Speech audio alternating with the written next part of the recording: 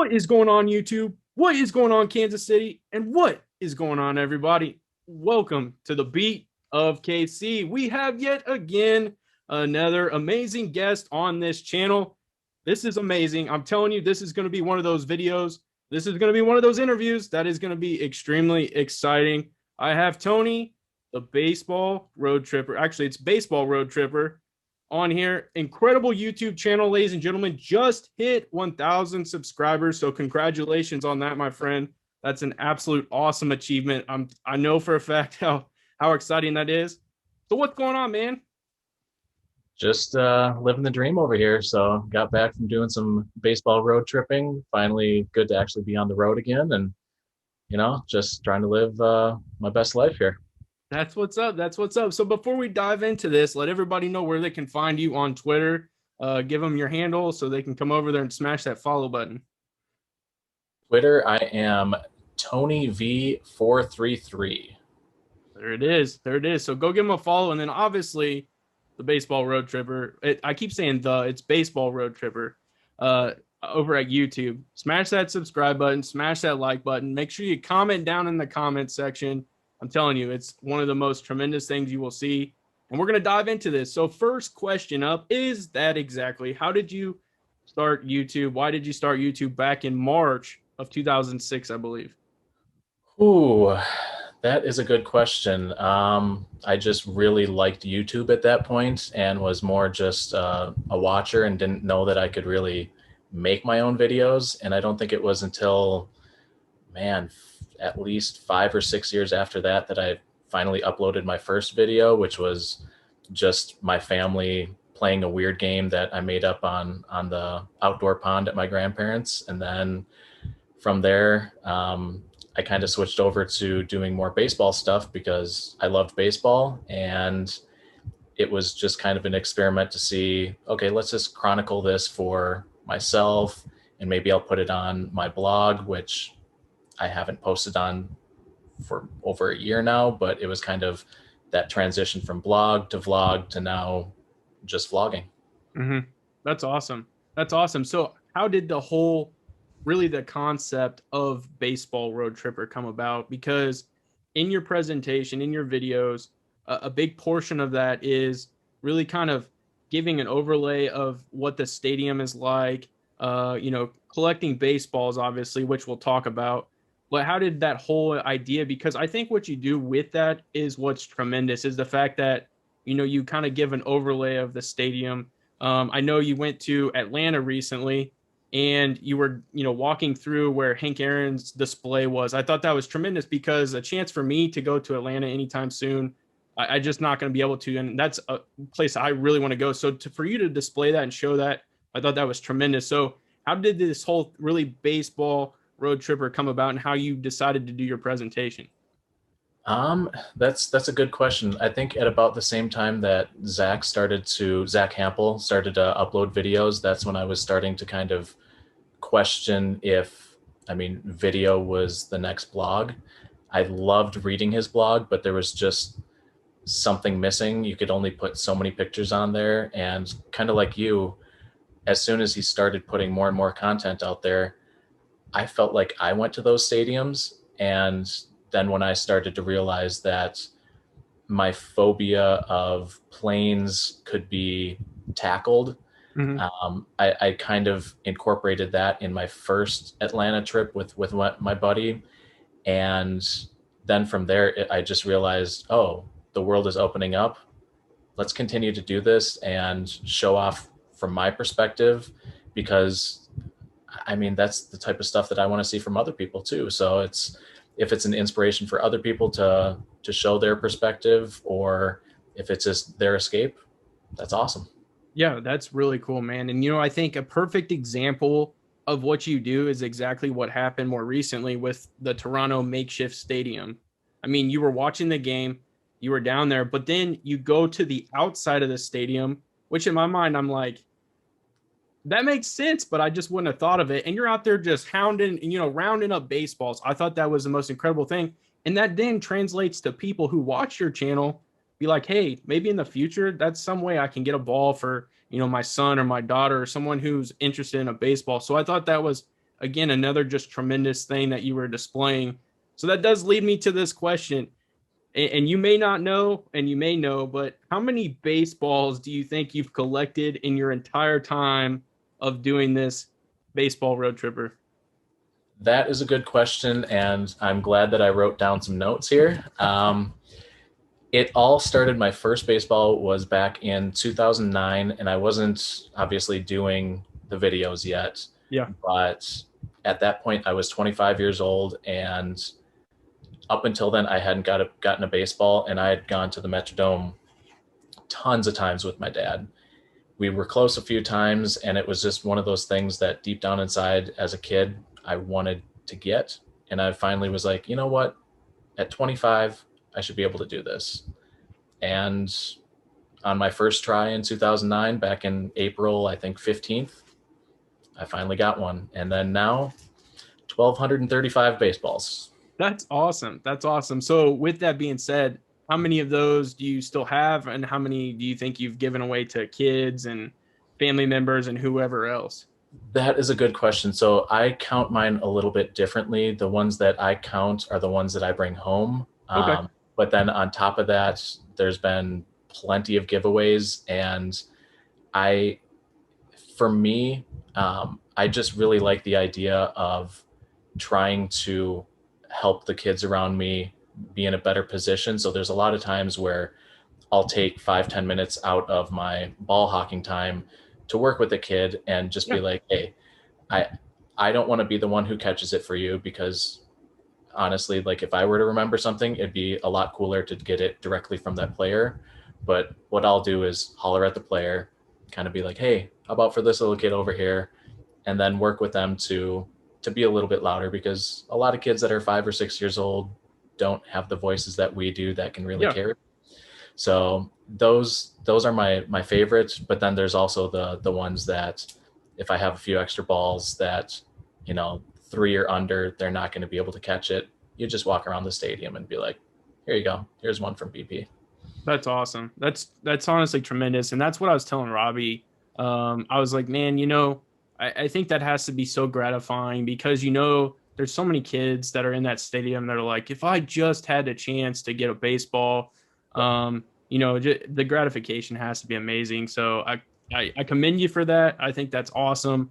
And And it, that's that honest. does really go back to me being skunked for the first 25 years of my life. So just knowing that, like, okay, if that was my dream when I was their age, let's really work on fulfilling that dream, because I don't know, it's just it brings me back to that time. That's awesome. And I can completely relate. My first ever baseball, honestly, came off of a foul ball. Mike McDougal, if you remember Mike McDougal pitching for the Wow. Kansas City Royals, to Frank Thomas. Obviously, we were a struggling ball club for the Kansas City Royals at the time. And I was able to walk from the top of the stadium where my ticket was all the way down to like the first 10 rows behind the first base dugout. Foul ball off of Frank Thomas comes flying at the seat, probably 3 rows in front of me, stops. I go to grab it, and this monster of a man decides to tackle me to get this ball. So I'm under this guy trying to fight for this ball. My hand's getting all cut up. I come out with it, and I'm like, man, this is the most incredible thing ever. So, I completely understand, getting a ball for the first time. Never did I think I'd have to go toe to toe with probably a 300-pound man, but I got it. So that was incredible. But Was that I'll when, tell Frank was on the White Sox then? it was, yeah, it was. We were definitely a struggling ball club for sure. So I do have a few, if you can see over there to behind me. Yep. Some of those are a little bit more memorable to me just because they're from my like playing days. So I have a few baseballs of my own, but yeah, it's definitely something I think is extremely extremely cool. So that does lead me to a question because off of those you have to have a favorite one or you have to have a favorite collection of those. Which one is a favorite and why? It's going to be Kenny Vargas's first career home run, because that Really? was also the first home run that I ever caught on the fly during a game. Okay. So it was kind of cool to share that first with him and give him back the ball. And I ended up getting a signed baseball and bat in return, as well as the lineup cards. So I have that night pretty well documented. And I even posted a picture on Instagram like an hour before it happened, showing a picture of the flagpole from me looking up at it, saying tonight would be a perfect night for a Kenny's bomb. So somehow I called my shot, and it's still unbelievable, especially because I was wearing a catcher's mitt. So I made a perfect play right over the railing on that overhang, and it was just magical. That's awesome. That's awesome. So I have seen your big glove, but you were wearing a catcher's mitt for this one.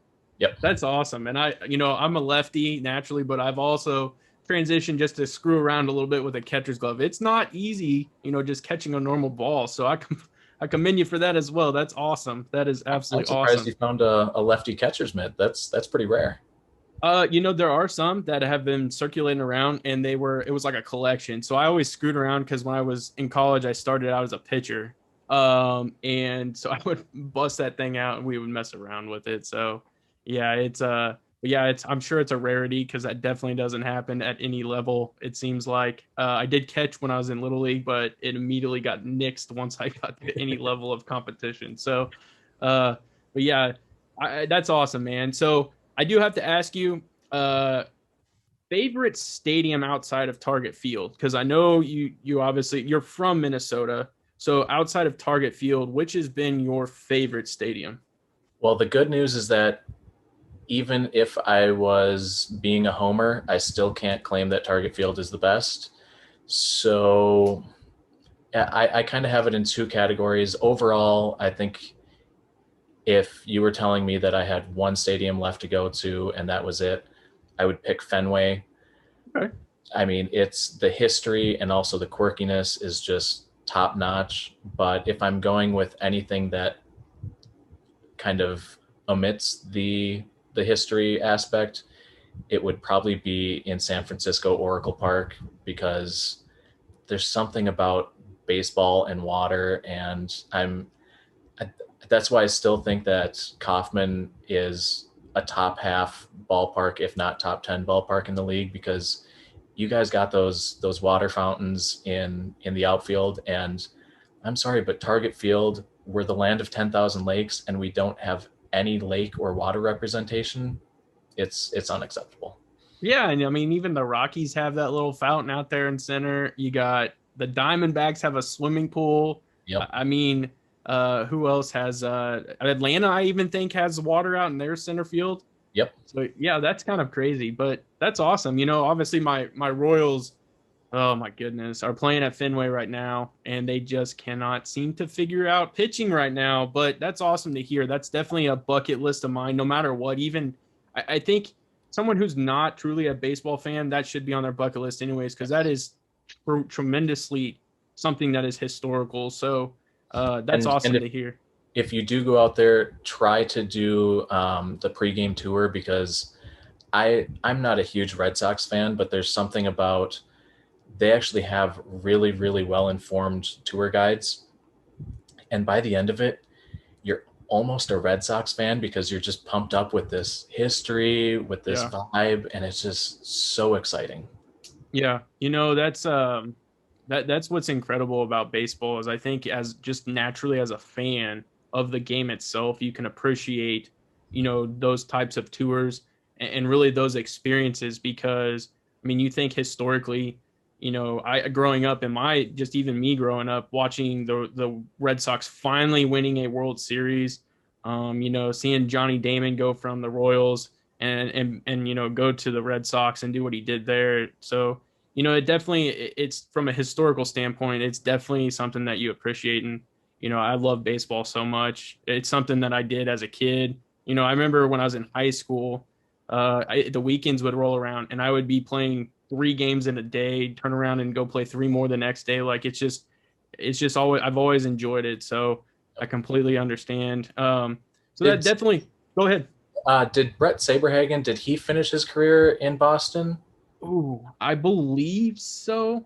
I do believe so. I know he was it the Mets or was it the Red Sox? That's a good I have to question. double check because I know he went to the Mets. I believe, but I can't remember if he finished there or if he went to the. But yeah, Saberhagen, holy smokes, I Yeah. mean, one of our Cy Young guys for sure. Yep. So And I know that being a Minnesota guy, Kirby Puckett, yeah. those two, it seemed like they were actually really friendly and respected each other's game. But oh boy, that was a matchup when those two faced off. Oh yeah. Oh yeah, for sure. You know, it's nice to go back. So I actually have a collection over here of the World Series back in '85 when we played the Cardinals, and going back and watching it, it's a different experience because it's like baseball was played different. You can just see it, and so you know, like there was that respect, but it was a competitive respect, Yep. and you definitely enjoyed watching that for sure. So, but that leads me to this next question, and I as a fan am excited for this question, and the reason is because I think this will help people understand what you endure and go through as a fan. So, what has been your best fan experience at any ballpark? Like, what have you experienced that it kind of just blew you away? That you're like, man, I would love to just come back due to this. That is a really good question, and not something that I really think back on. I do have like my stadium rankings, and that's just kind of it, as weird as it is. I obviously love ball hawking, but I take that out of it. It could be the worst ball hawking stadium, but if it's something magical and special, it'll supersede any type of ball hawk stats. Yeah, But as far as an experience goes, I might have to say, well, actually, I lied. Something really does stick out. Me and my buddy Jared, we went out to Dodger Stadium and ended up getting the like primo seats right behind home plate area. And he and I still joke to this day that the lime um, popsicles were so good that we would be willing to just fly out there, pay the money, and fly back the same day just to have those. that's And awesome. they were so good. Everyone was like super chill. I mean, it was just, and the views, that that was probably the best experience at a ballpark. That's awesome. You know, and that's one question that I didn't really get to expand upon with Robbie, but it's definitely a question I asked him just based on Kansas City, because what we kind of got dove into was, you know, before they used to offer early pregame BP and it was an extra ticket and things like that, and he always says that he voices his opinion anytime they offer him a review, and so I was like, man, you know what? I'm going to ask Tony a question just based on his fan experience because have you been to every ballpark? Yes, every ballpark, and then three kind of three former ballparks, and then three additional random ballparks. Yeah. So obviously you're throwing in the Toronto makeshift down. Yep. That was awesome. I watched I had to watch your video, and then I had to watch the other video where a phone almost got destroyed or it did get destroyed. That was amazing too. So it's just incredible to see, you know, how you approach that, go into it. I think that that's truly just something that's special. So do you have any advice for someone who is getting into ball hawking as a rookie? Like this is their first time. They want to get some tips, some pointers. What do you have for them that you know just to go into a stadium? Do you have tips on getting there early? Just anything in general? I would say the best thing you can do is get there as early as possible. And then once you're inside the stadium, find somewhere on the lower level that is close enough to the field, but far enough away from the new netting, and preferably far enough away from others around you. And then at that point, make make an effort to make noise, but not just constant noise. Pay attention who's throwing the ball, where they're at in their warm-ups. Obviously, don't hound a guy when he's in the middle of his warm-up, but if you can tell that things are winding down, whether it's an infield routine or just pitchers throwing back and forth, then kind of stick out and be one of the first to say, hey, do you mind throwing it up here? And if you're loud enough and polite enough, which seems like an oxymoron, but they can go hand in hand, it's it usually works.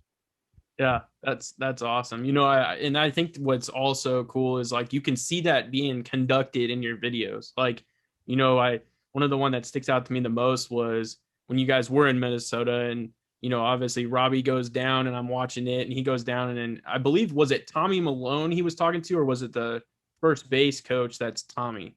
First base coach, yeah, Tommy Watkins. Oh, Watkins. Okay.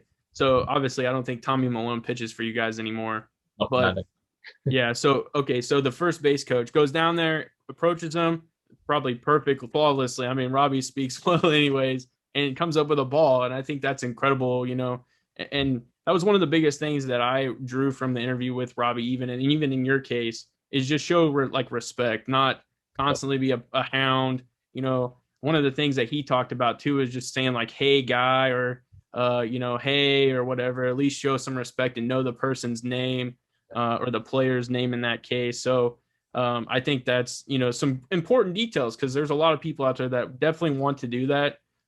It was crazy too. Like I see you in the in that recent one, you were switching hats. Is that a trait or a trick that people need to maybe look into? it doesn't hurt, but I think that a lot of ball hawks think that it helps more than it really does. Guys aren't dumb. They might be able to be fooled once or twice, but for the most part, they're not gonna be like totally mean that you're wearing the home team's hat. I mean, they're used to going to an away game and seeing guys wearing their hat. Yeah, But if you know them, if you can still be wearing the opposing team's hat, but if you're nice to them and even make like a funny joke, a self-deprecating joke. I mean, with the Twins, it's easy. You can just say, "Hey, we're so bad that I even need the practice. Do you mind throwing me a ball?" That can help break the ice. And then kind of going back to what you were talking about before too, if a guy does say, "Hey, no, not right now," still thank him and be like, "Hey, I understand. It's cool." Because who knows, there might be a ball later on, and if you acted cool and you didn't throw a fit, you could still end up getting a ball from him. that's awesome. That's what I think is definitely good information to pass on. So I want to kind of talk to you a little bit about YouTube before we wrap up. So you did just get to the 1,000 subscribers. I think again that is an awesome feat. I know exactly how that feels, man. It feels like all the weight is off your shoulders.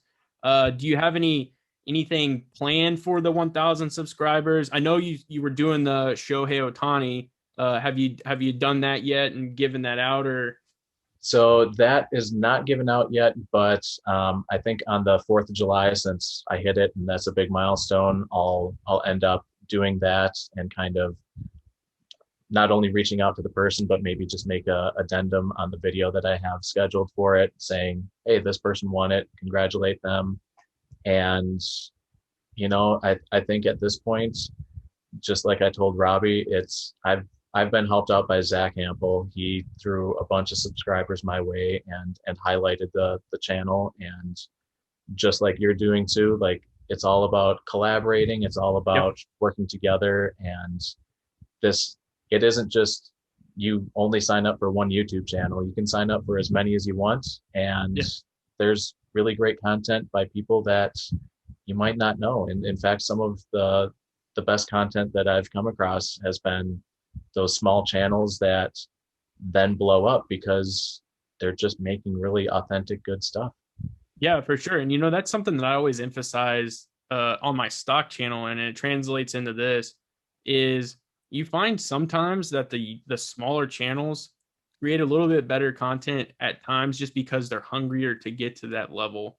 And it's like they almost go above and beyond. Not that big time people don't, because that's how they got there, but you definitely sense it from the people who really want to be successful in the YouTube platform because they really do push hard, try to provide a different perspective, or they give unique things, and it's absolutely awesome. And so that's always something I did even on my stock side was anytime I saw a new YouTuber coming up, I would promote their channel or give them a shout out or whatever I could, because I completely understand exactly what that feels like, and that's just kind of the person I am anyway. So I think that's awesome. And I'm super pumped for you, man, for hitting 1,000. I know the sky's the limit. It's coming for sure because it's interesting from a sports perspective. It's just interesting to see. You know, I seek out Trevor Bauer all the time and I watch his YouTube content because you're seeing the insides, the ins and outs of being a major league pitcher and really a player on a day-to-day basis. I think that's